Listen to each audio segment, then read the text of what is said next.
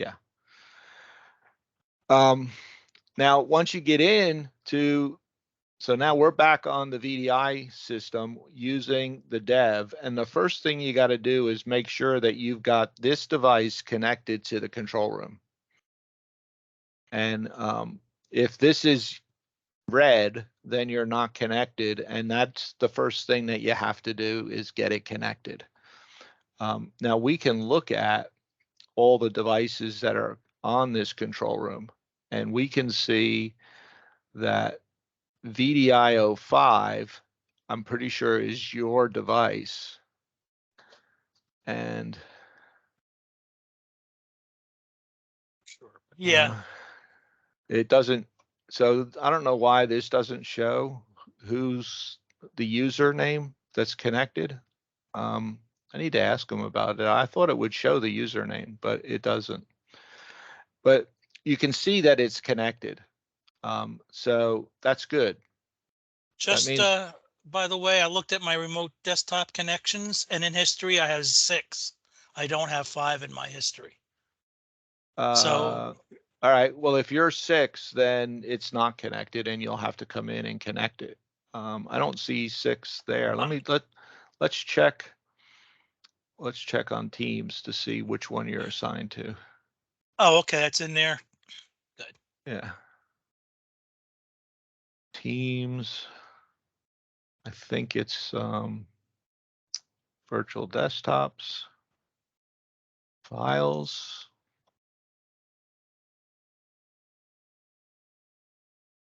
And VDI, there you go.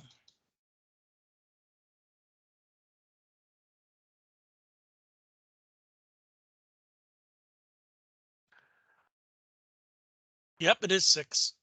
okay, so yeah, so you need to connect in on device 6, and since we don't see device 6 connected in the control room, you'll have to get it connected. Okay, I'll try that. Yeah. Not now, but I'll try that. Unless you want me to try it now. Well, you can make a note of it, and then I think you can run off and do all these things, and then if you get stuck, then we can join back on and figure out what's missing. Duly noted. Go ahead. Yeah. Okay. All right. So once you have your device connected, now you don't need your device connected to do editing, but you can't test anything until you have a connected device. All right. Now, the way we have everything, so the first thing you need to know is when you come into automation, there are 2 storage locations for bots. Public bots are production ready. And if you schedule any kind of bot to run, it runs the image that is in public. When you're a developer and you have a developer license, you also get a private storage space. And this is where you do editing. When you check out a public image of a bot, it comes into your private space. And when you check in the changes to your bot, it moves it from private back to public. Okay. So, and when you run a bot that you run, if you open a bot and you run it directly from your developer window, if I run this bot, this hello bot from here, it's running the private copy, which is absolutely correct, because if you just go make a change, you don't want to have to be forced to check it in only to test it and only then to check it back out Back because it's out. not working. Right. Okay. So you, as the developer, when you run your programs interactively, you are running the private copy. Quick question. Now, if you don't have in the public, if a module isn't tagged as checked out, could you still check it in from private to replace it? Yes. Okay. Yes. And all right. So you understand the public and private separation. If you log in and you're like, oh, I'm so excited, I'm going to go play with my widget, and you go to the folder only to find out it doesn't exist, and you're like, where did it go? Always remember, let me go check public, because maybe it's checked in and I got to go check it out. Or there's also a feature called clone. Clone will put a copy of the bot that in your private space so that you can run it local, but you can't edit it. You can't save any changes to a cloned bot. But it is valuable to have a clone just so that you can look at code and you can run it without having to schedule it to run. So So all if right. I wanted to look at other people's code, or your I forget the ID you were saying you use, I could clone that, the dev ID. So you cannot look at anybody else's, nobody can look at your private space. The only thing that people have access to that at a global level is the public space. All right. So for example, let's use the training folder, because the training folder is where you should build your test stuff. If you're not working on a project and you just want to play, then you should play in your training / user folder. And now you can build any number of folders out here you want, but there is a folder for each of us out here. So I can look at your public training folder, you have nothing. I can look at my training public folder, and you should see all of these. And I could clone that if I wanted to take a look Now, at the code. exactly. Yep. You could come in here and copy this, put it in your private space, and play with it.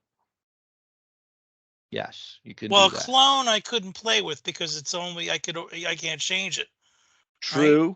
True, you could clone it so you could run it if that's all you wanted to do. But if you really wanted, after you cloned it, if you really wanted to play with it, then you could make a copy of it.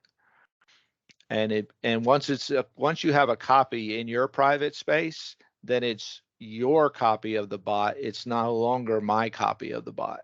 Right. It's not really checked out as far as the app goes. I just copied it into Right. my private Right. space. Gotcha. Right. Now, so we have training. I called it training way back when. It maybe training isn't really the right name, but this is what I would consider the playground for all of us to mess with bots. We don't want to be putting bots in root, although I know Diane started there. Right, there are a couple bots in here that Diane started with, like this hello program. Right, this is in the root. This is there for everybody to run. And really, we we use this more often than not, just to make sure that when you connect new control rooms and or we're getting some kind of problem with the control room, it's always nice to have some kind of quick bot to run to make sure that things look healthy. So we've got a few out here. We got way more out here in root than we really should. But so I do recommend that we try to stay away from saving bots in the root folder. And someday we're going to come out here and clean all this up and put it in a folder somewhere. Most of this would probably go to Diane's training folder, because a lot of this is hers.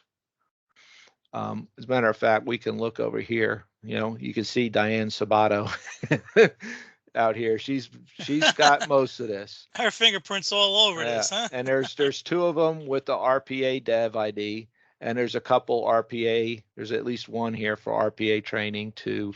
So anyway, the key point is we really don't want to be putting things in the root, and that would be the default when you log in, is that you would end up in your root.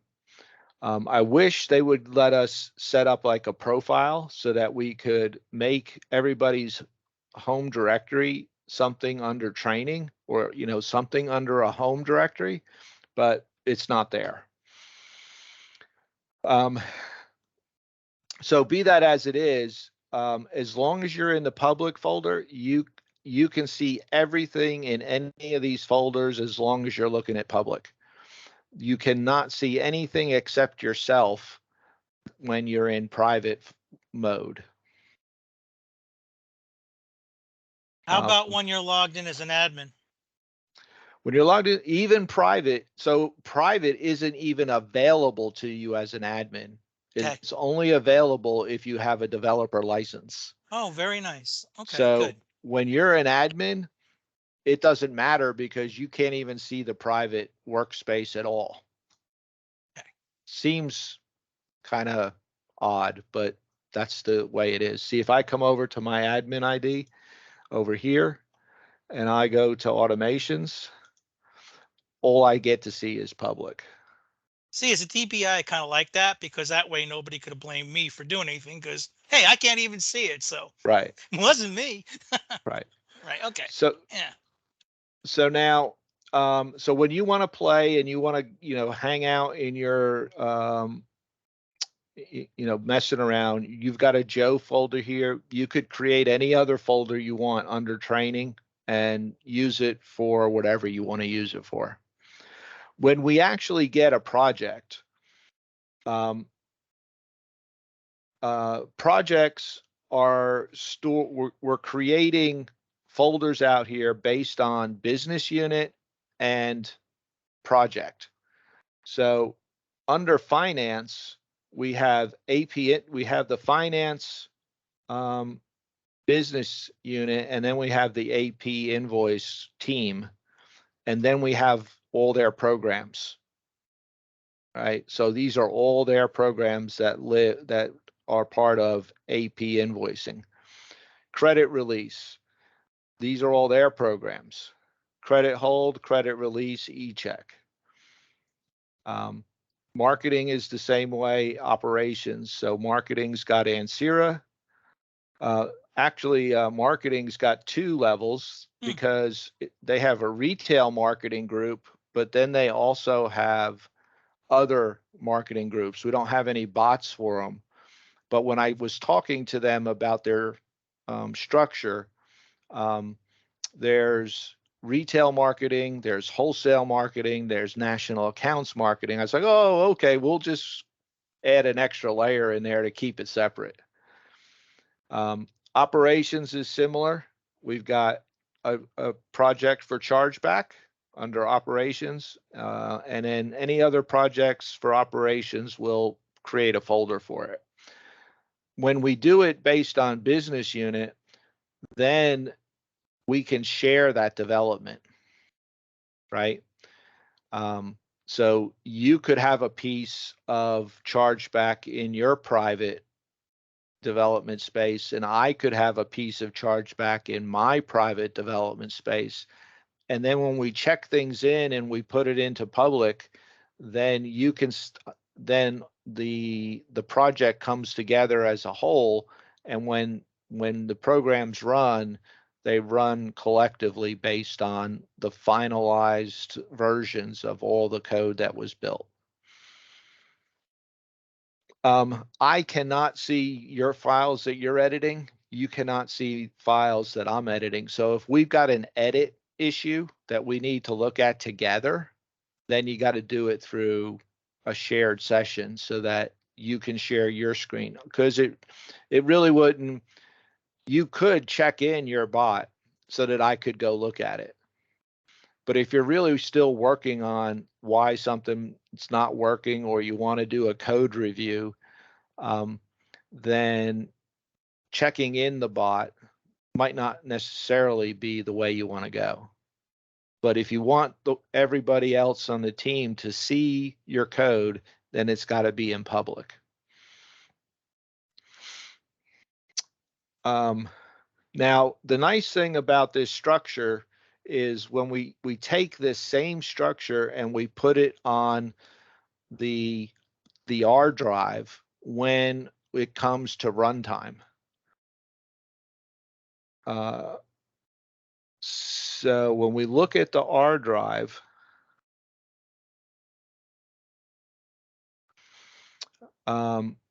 So the R drive, the R replaces the slash bots in the if you looked at the AA control room as a directory path, slash bots is replaced by the R, and then you're left with the folders for the business units. You got finance, you've got marketing, you've got operations, and down here we have training, right?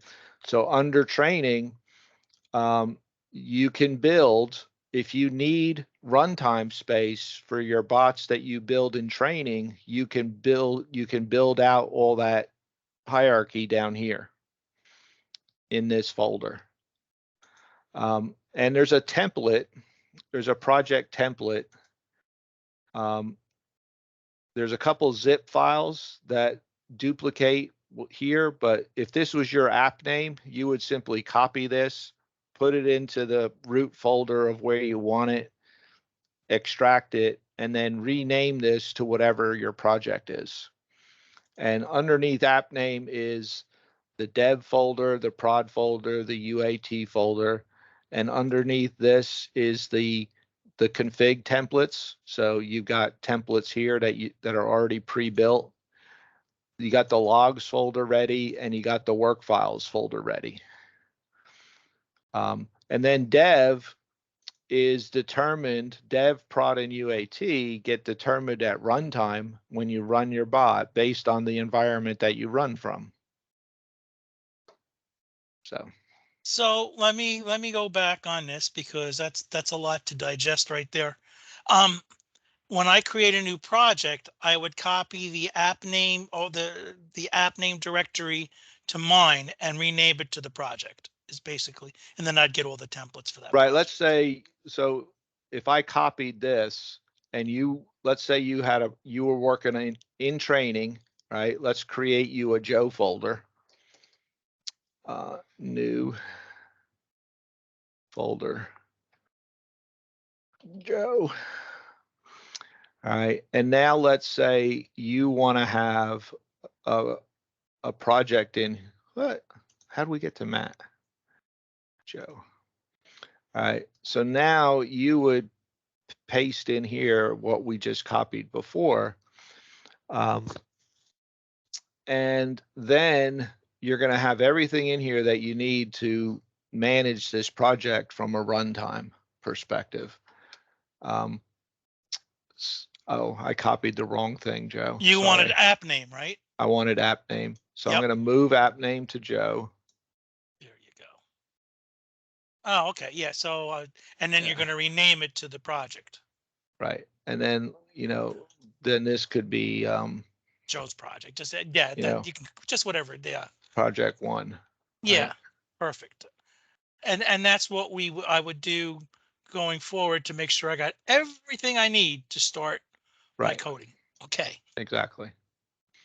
And if I really want to know what that is, I just go in myself and review what's in there. Right. Okay, cool. Yeah. So now under your project 1, you've got runtime locations based on the control room, the dev, the prod, and the UAT. All right. Now let's say you actually want to build a bot. So come on, where we want to go? Here we going to go. So if we go to Jack and under Jack, we want to create a folder. So if you want to create a folder in the control room, you've got these icons down here, right? So this is project 1. Oh, this one's project 2. All right. So now I want to build a project. I always recommend that you go to BMC. The BMC folder is where we've stored some common programming components that are available to everybody when they write programs. So in common, there's 2 bot templates. All right. So you want to take this bot template 1 and you want to come in here. All right. So you notice I'm looking for the copy. There is Mm-hmm. no copy option here. That's because I'm in the public folder, right? Let's say I come over here. Oops, I opened it. I didn't want to open it. We're in the public folder. We want to copy this, right? But we can't copy it in the public folder. We can only copy it when we're in private folder. So if I come to my private BMC common, now I have a bunch of things that are cloned, and I have other things that are new, since I'm usually the person in this environment here. When it's either cloned or it's checked out, you can make a copy. Okay, so Mm-hmm. one of the things that you're going to want to do when you first get in here is come into common and come into common in public, and you're going to want to get a cloned copy of the bot template one. I don't think you need any of these other logger things, but if you want to look at the code for loggers and you want to look at the code for get config, we're using get config 2 most of it for most bots these days. So you'll see that in these templates. So I'm going to come back to private, and I'm going to copy this template here. These templates you'll always want to have available in your private space. So now if you copy this and you just say copy, you're going to get a copy of it put back in common in your private common space, and you don't want it there.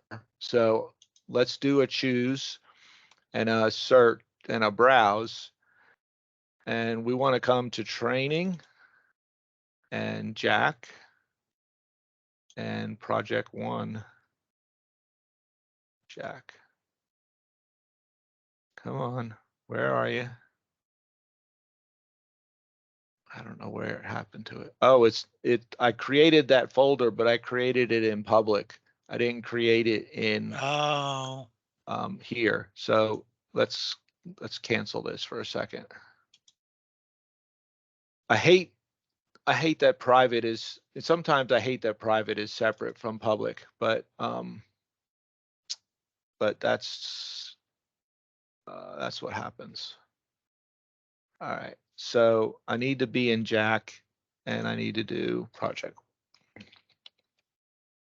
Now, when you create folders in your private space and then you check in a bot, that folder will get created in your public space. So you don't have to create folders in public space before you do check-ins.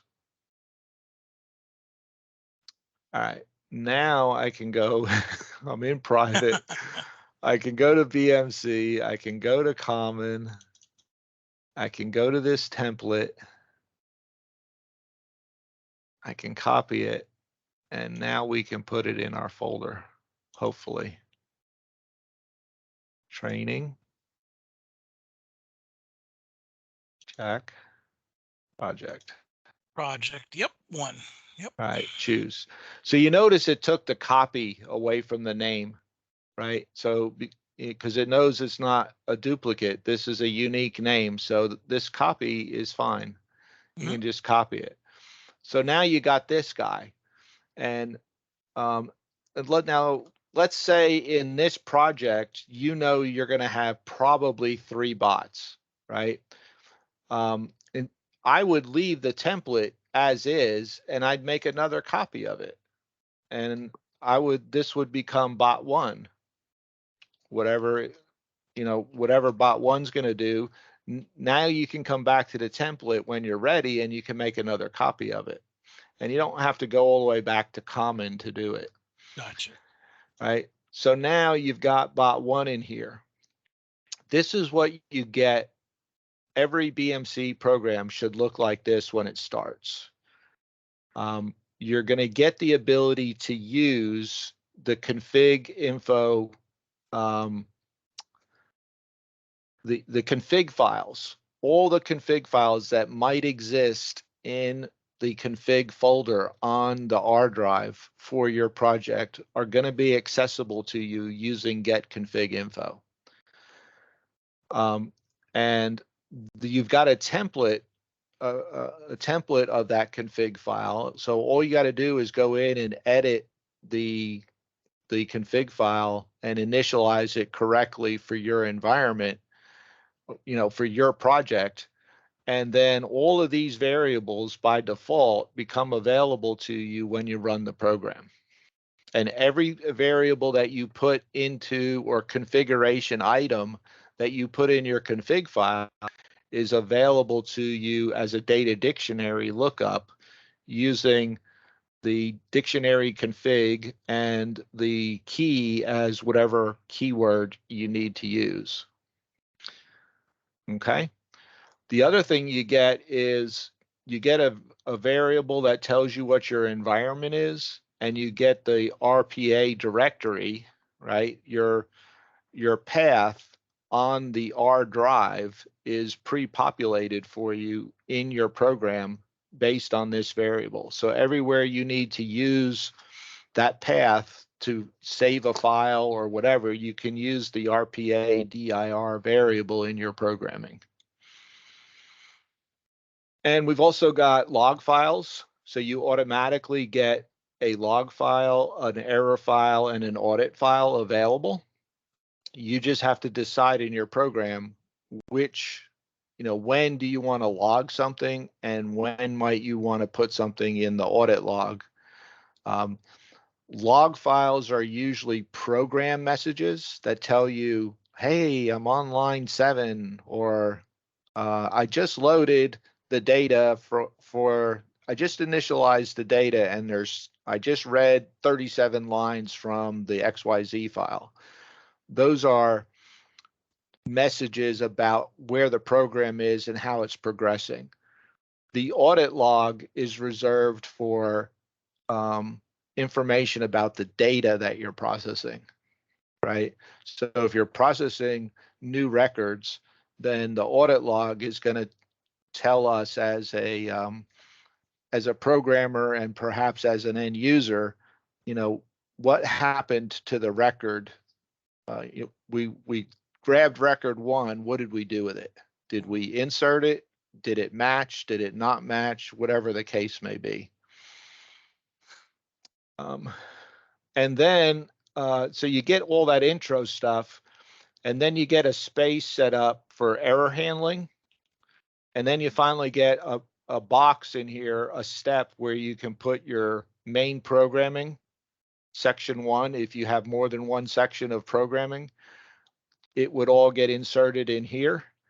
If you've got a second section of main programming, a step 2 kind of thing, you can use the step 2, or you can just simply come over here and disable that whole section and then not worry about it. You get an error catch routine and you get a finally routine already pre-configured into your bot. So all of that template is all there as a boilerplate for you to start doing a program. Now, if you're just experimenting, let's say you want to experiment with the Excel package, you don't need this, right? Because it will take the first 2 minutes of your execution will be consumed by the system going through your config file, looking for it. It's got messages that pop up. If you're just experimenting with how to use something in AA, then you don't need this. But if you're actually going to build a program that we're going to attempt to put into production down the road, then we have to have this boilerplate in the program up front, or not up front, but at some point you got to put it in. It's very helpful to have all this logging available to you when you're building the program, because all you got to do is put a log.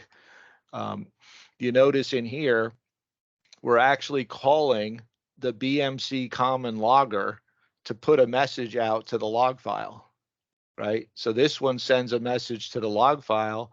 And if you wanted to send a message to the audit file, you simply duplicate this and you change the file name from the log